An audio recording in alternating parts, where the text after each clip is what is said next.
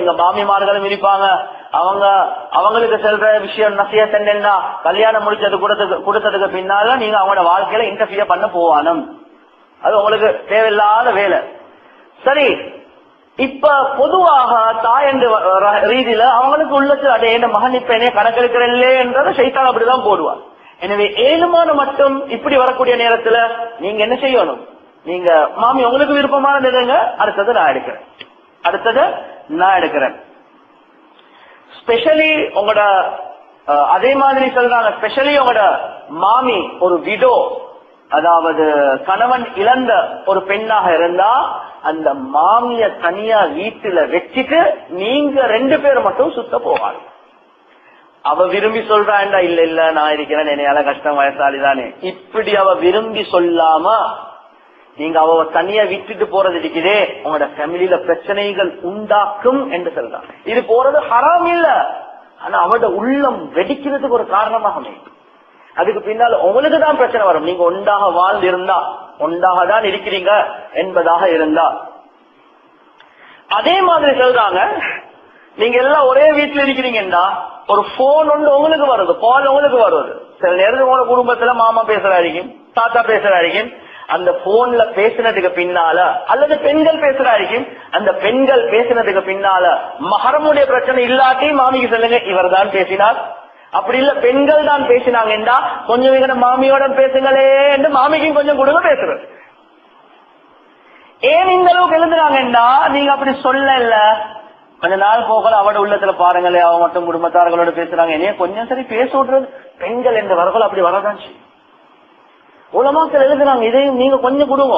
எனவே நல்ல கணவனுக்கு செய்ய வேண்டிய பயான்ல அதை நாங்க சொல்லிடுவோம். முடியுமானாலும் வைஃபுக்கு வேற போன் ஒன்று வைங்க, மாமிக்கு உமாக்கு வேற போன் ஒன்று வைங்க. அதுதான் மாப்பிள்ளைக்குரிய அட்வைஸ். அப்படி வைக்கல வைஃபுக்குரிய அட்வைஸ் என்ன, நீங்க பேசினா கொஞ்சம் பேச விடுங்க, அவ்வளவுதான்.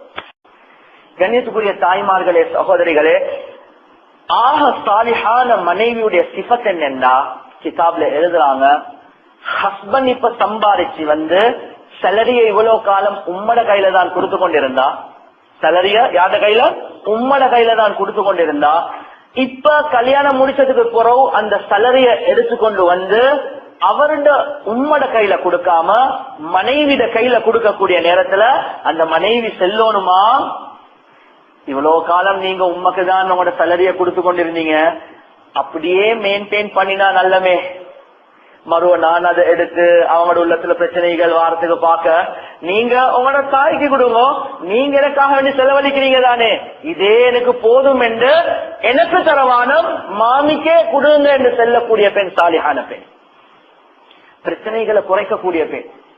ஆனா இந்த காலத்துல என்ன தெரியுமா நடக்கும், எப்ப வந்தாலும் உங்களுக்கு உண்மைதான் அப்படிதான் சொல்லுவாங்க. எனக்கு என்ன சரி வாங்குறேன்னா உங்களுக்கு தங்கச்சிக்கு வாங்காம இருக்கலாதே, கல்யாணம் வந்தாலும் அவங்களுக்கு எல்லாமே அவங்களுக்கு இது செய்யுங்க எங்களுக்கு தேவையில்லை. கண்ணியத்துக்குரிய தாய்மார்களே, சகோதரிகளே, இந்த ஒவ்வொரு பேச்சும் இருக்குதே கணவனுடைய உள்ளத்தை நோவி. நீங்க என்ன செய்யணும், நாங்க சேர்ந்து வாழுவோம், எனக்கு தள்ளி தேவையில்லை, மாமிய கையில இருக்கட்டும், அவங்க செலவழிக்கட்டும், ஒன்றாதான் இருக்கிறோம், பிரிக்க தேவையில்லை.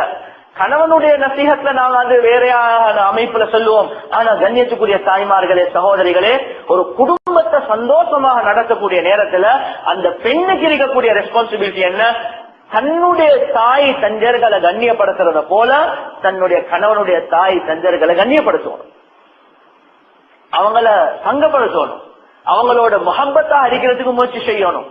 ஏன் அங்க டிஸ்பியூட் உண்டாகிட்டா கண்ணியத்துக்குரிய தாய்மார்களே, சகோதரிகளே, அதுக்கு பின்னால் எங்களோட வாழ்க்கைய சந்தோஷமாக கொண்டு போறது இருக்குது. இது ரொம்ப கஷ்டமான ஒரு விஷயம். அப்ப மாமாவுடைய விஷயத்துலதான் ஷரியத் சொல்லுது, இது டிஸ்பியூட் உண்டாகக்கூடிய இடம், பிரச்சனை உண்டாகக்கூடிய இடம். எனவே முடியுமான அளவு நீங்க என்ன செய்யணும், உங்களோட வாழ்க்கையில அவங்கள சேர்த்து கொண்டு போறதுக்காக வேண்டி முயற்சி செய்யணும். இருந்து நின்று அவங்க வேற அடிக்கிறாங்கன்னா சாப்பாடு ஒண்ணு போடுங்க. ஆனா அவங்களுக்கு உதவி செய்யற விஷயத்துல, உங்களோட கணவன் அவர்களுக்கு செலவழிக்கிற விஷயத்துல நீங்க நடுவுக்கு அதை நிப்பட்டினீங்கன்னா அந்த காட்டரபி சொன்னதை போல வாழ்க்கை சந்தோஷமாக கொண்டு போக முடியாது. எனவே எந்த அளவுக்கு உங்களுக்கு கணவனுடைய விஷயத்துல, கணவனுடைய தாய் தஞ்சர்களுடைய விஷயத்துல அவங்களுக்கு மத்தியில ஒரு தொடர்பை உண்டாக்கி கொண்டே இருக்கலுமோ அதுதான் ஒரு சாலிஹான பெண்ணுக்கு அடையாளம் என்றத உலமாக்கள் எடுத்து காட்டுறாங்க.